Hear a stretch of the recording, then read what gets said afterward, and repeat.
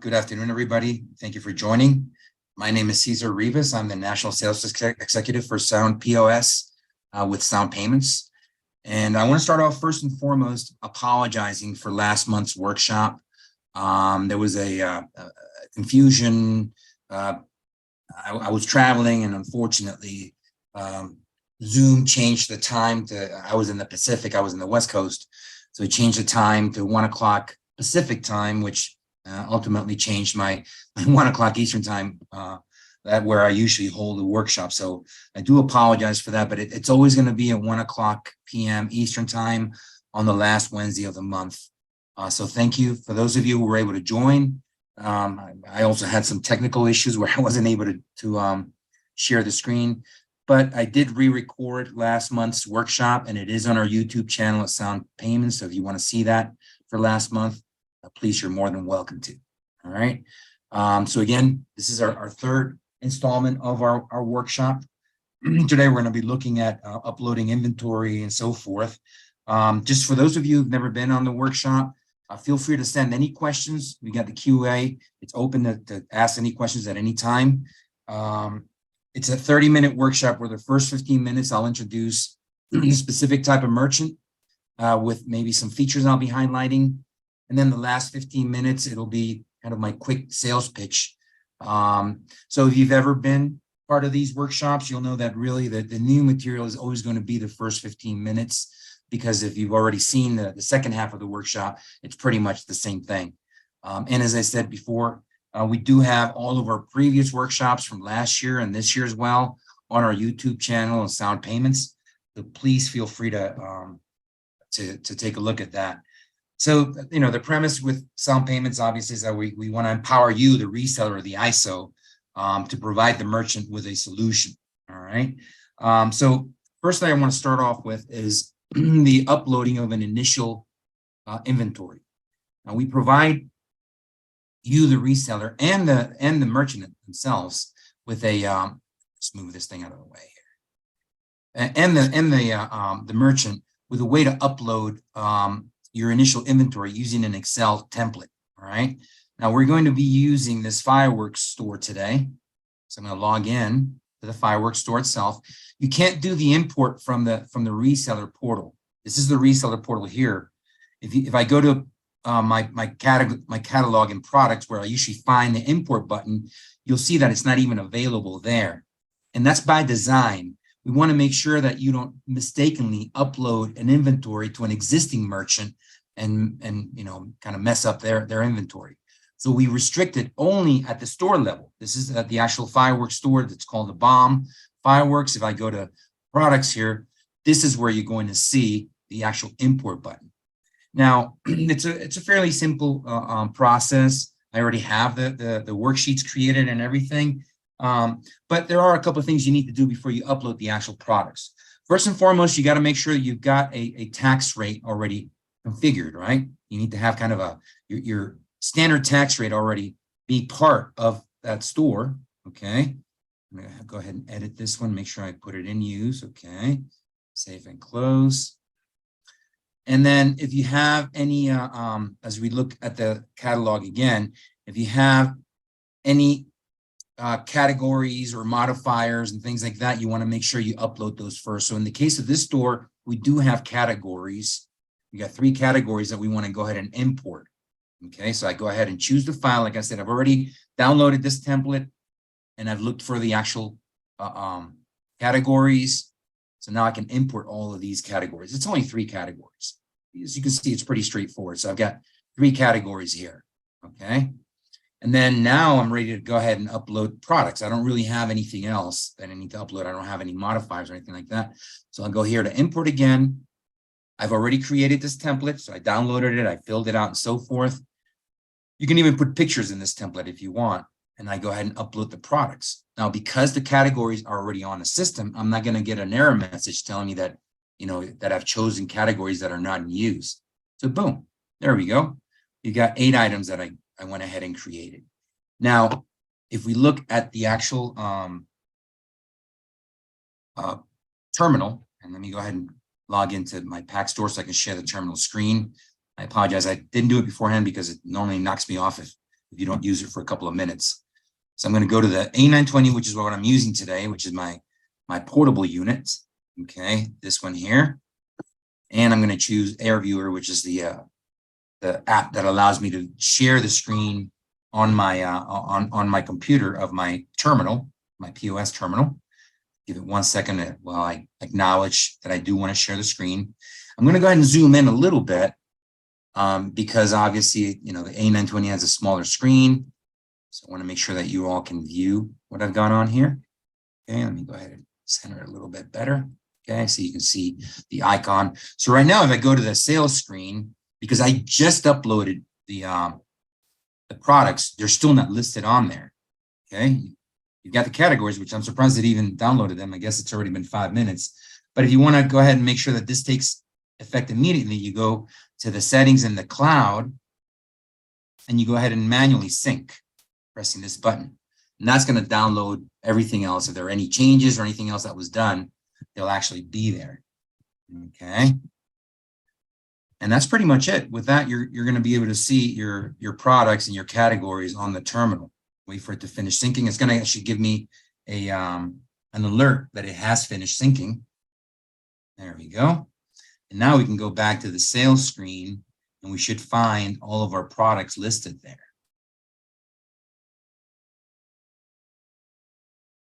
There you go. Okay. So you've got your explosives, you got your rockets, and you got your sparkles. All right. That's as easy as it pretty much gets. So I wanted to show you a couple of things. All right. First of all, regarding the categories. Okay. We want to make sure that if you're not using a handheld scanner, that you have categories, because, and let me go back here to the screen. If you don't have categories, now I have a very small inventory, only 6 items really. But if I have 100 items and I have no categories to kind of organize them with, then I'm going to need to be doing a lot of scrolling, right, between pages. But if I do have categories, then it's a lot easier, because you can fit about maybe 20 items per screen on the A920, a little bit more on the countertop units. So you want to make sure that you do use categories if you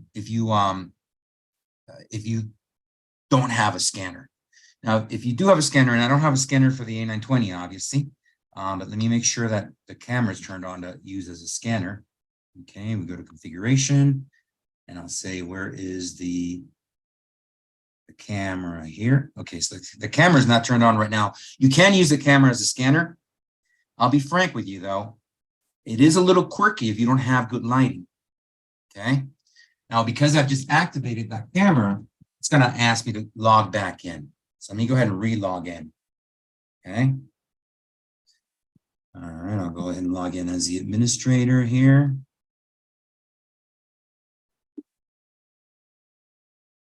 So I want to show you, you can use a scanner. You know, when you go to pull up a sale, you just hit this icon that's here. If you don't have a scanner. Now, there's a model for the A920, which is the A920, has a built-in laser scanner. The scanner, and I got, you know, your showroom or your sales room in one location, and then maybe your warehouse is a little bit far from where your terminals are, your countertop terminals. Then you can actually get an A920 Pro and manage your inventory right in the warehouse, since the A920 has a full version of the POS. All right. So if I do want to scan something, I press that little scan button, and you'll see that the camera comes on with a little crosshairs here. Okay. And that's what I would be scanning. Now, I don't have any barcodes programmed for this store, but like I said, if you don't have good lighting, and as you can see, my lighting is more or less, then you're not going to be able to do this, you know, in an effective manner. Okay, so I do recommend that you use handheld scanners instead of using that camera. All right. Now, in terms of the actual inventory, if you want to adjust your inventory, you can do it manually if you want. If you go to your store and you go to your products, you can actually log into a product and modify what your quantity is here. But the problem is that if you do that, okay, and let's say I add 20 on here and I place the threshold for low inventory, alerts for 5. If I do that, what's going to happen is that it's not going to be registered anywhere that you've made a change. So we actually have an app that's on the terminal itself. Okay, go back to the terminal screen. It's under the inventory function here, okay, which is known as inventory movement. And that does record any changes to the inventory, whether you're adding or you're deducting. Okay, so you can find an item here, for example, okay, and go to inventory and say, okay, so we're gonna go ahead and search for explosives here so we can do some inventory movement. Okay. Or if I did have a scanner, I would just simply scan the barcode and they would bring it up. Okay. All right. So this is where you would actually make the change then, right? You've got firecrackers. What do you want to do? Do you want to purchase, or do you want to add, or do you want to deduct? Okay, which would be the out movement. And that's going to be recorded. So in this case, let's say I need to make an adjustment because I did a visual, physical inventory, and I noticed that we were missing, and we don't have 50 now, we actually have 45. All right, so in that case, I can either use the plus sign here, or I can just type in there the number 5. Okay, and when I submit it, okay, now I'm only going to have 45 of those items. Okay, if I go back here, all right, and I go back to inventory movement here. Now you see firecrackers I've got. I will have 45. All right. Give 1 second for the screen to catch up here. So you can see the firecrackers here at 45. So that's what I would recommend so that you're able to register all of your movement as far as inventory. And this is really the best way to do it. So with that, really, I demonstrated how to upload your initial inventory and how to manage that inventory, as well as utilizing the camera as your handheld scanner. And it works the same on the countertop units as well. They also come with a built-in camera that you can use as a secondary scanner. But again, we built the feature in, but unfortunately, like I said, when I see it being applied, you definitely need more lighting, good lighting to use it. If you have good lighting, it does work like a charm, and you have the same crosshairs and everything. All right. So with that, just want to open it up for any questions that you may have. I don't see any questions here. Before I go on to the second portion of the presentation, which is going to be, like I said, the kind of my quick sales pitch. All right. So I'm going to go ahead and move into the quick sales pitch here. Okay. Go ahead and minimize this. So if you don't know about who we are Sound Payments. We develop software solutions for the payment industry. Okay. Sound POS is one of those solutions which I represent. We're located out of Jacksonville, Florida. We got another office in Tampa, and we do have a couple of offices worldwide with our developers and so forth.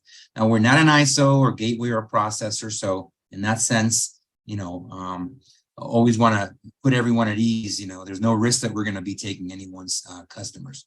Let me look at this question here that came up. Is there pictures for the items we can put? Yes, you can actually add pictures. You can even do it on the actual Excel spreadsheet. It accepts the pictures and it'll upload them. All right. So yes, that is correct. All right. All right. We want to provide you who work with the payment processor industry with solutions that are going to be innovative, but that are going to be at a reasonable price. Okay.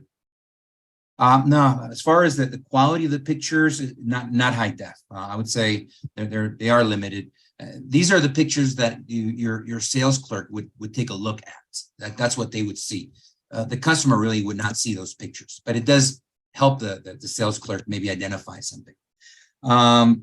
So regarding our Sound POS, it is a cloud-based POS system. You can customize it in many different ways. And these are usually the features that I kind of highlight. You've got several ways of tracking inventory, whether it's by the item. You can even track inventory by the attribute. So for example, if you got a shirt that you sell or your merchant sells and it has a single barcode, but it's got 3 different sizes, you can actually keep track, even with the same barcode, you can keep track of the inventory for the small, the medium, and the large sizes. All right. You're able to restrict access on the employee side to multiple functions at a very detailed level. You can also track time worked. So it actually does have a time clock built in, and then you can export that in Excel, and usually that's compatible with any payroll processing software company.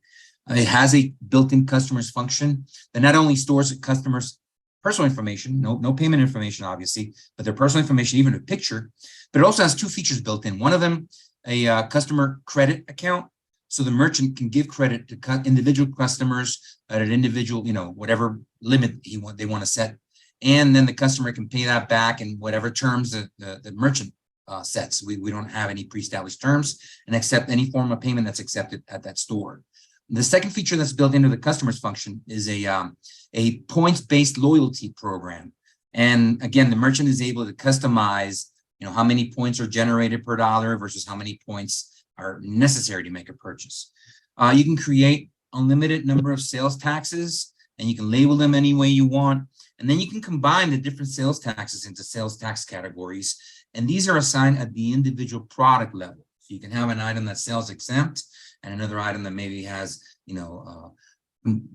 luxury sales tax and so forth. Because it's cloud-based, it's always synchronizing with the cloud. It does store the data locally on the terminal. So it doesn't mean that, if you're without internet, you can't see any of the items there. But of course, then you wouldn't be able to run a credit card because our terminals do not function with store and forward. We feel that that's very risky working offline. But it does store the actual items. The data is stored locally on the terminal. All right. And then, of course, you can have multiple terminals. They'll talk to each other. Or if you have a terminal breaking down, it's very easy to replace because usually most of the data will be stored on the cloud. We provide the reseller and the merchant with a web portal. The merchant is able to pretty much see everything that's going on at the store. It's browser-based. It's not an app, so you can view it on a computer, a tablet, even on a smartphone. We just recommend you utilize Microsoft Edge on the smartphone. And you can do almost anything you would do on the terminal on the web portal, with the exception of running a sale and maybe a couple other things. And there are some things that you can do in the web portal in addition to what you would do in the terminal. And then as far as reports, you've got a broad range of reports on the terminal. And then you also have a separate range of reports on the web portal, which are exportable in Excel or PDF format. And you can also filter and sort the data in many different ways. It is certified with all payment processors in the US. So we are payment processor agnostic because it's cloud-based, obviously able to provide real-time remote monitoring. And also you're able to not only add new services or update maybe firmware and things like that, but even as far as rolling out a new merchant, you can actually send the terminal without it being loaded and then just load the software remotely. As a matter of fact, our software comes with 24/7 support, and our support team, what they can do is they can actually see here. They can actually log into the terminal remotely as long as the merchant accepts that invitation. All right, let me see. I've got another question here. What if merchant wants to change processor after going with us? Does Sound POS have a policy for that? No, we don't. I mean, we don't deal with the merchants whatsoever. Everything. You don't even have to provide us unless you're acquiring the equipment, the hardware from us, because you may get the PAX hardware from another vendor. But unless you're acquiring it from us, you don't even have to notify us that you're uploading, you're onboarding a new merchant. That we give you full independence in doing that. So we don't really control as far as, the merchant's not going to be able to use that terminal anywhere else unless you release it, of course. So they may get stuck with the terminal. Okay. Well, again, the terminal will be under your control. So if you want to release it so that the merchant can switch, then yes, they'll be able to do it. But you're going to have the full control of that relationship. They can't just simply say, all right, I want to switch to another merchant. Go ahead and reprogram my terminal, because when they go to the PAX store, that other merchant, if they do work with PAX, they're going to see that terminal is occupied by somebody else. And unless that you release the terminal, they're not going to be able to use that same terminal. All right. All right. Just wanted to talk a little bit about then, just want to show you some of the screens. You saw kind of the screenshot on the A920. This is what it looked like on the terminal, on the countertop units. You saw on the computer what the dashboard looks like. This is what it would look like on the actual cell phone, on a smartphone. All right. So we really offer mainly two countertop units, the E700, E800. You've got the E500 as well, but that one's end of life. It's been announced for end of life.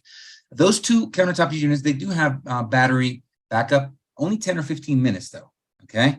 This is really meant so that you can finish, the transaction, or at least you don't lose the data, all right? As I mentioned, they all have cameras. Now for the portable unit, you do have about 2 hours of battery life as far as operating, and about 24 hours of standby life, all right?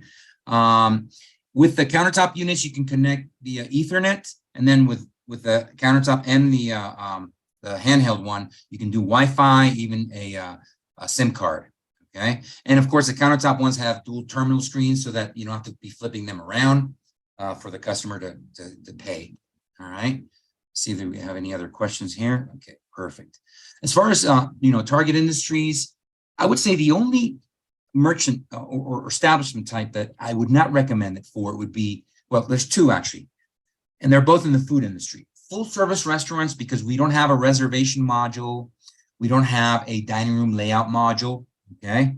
But for quick serve or especially food trucks, it's really, really good because you can even control your inventory through the ingredients, through modifiers, okay? And then the other type of food establishment that we don't work with are pizza places, because it doesn't have the ability to, do half pie toppings, left pie, this, right? No, it doesn't have that ability.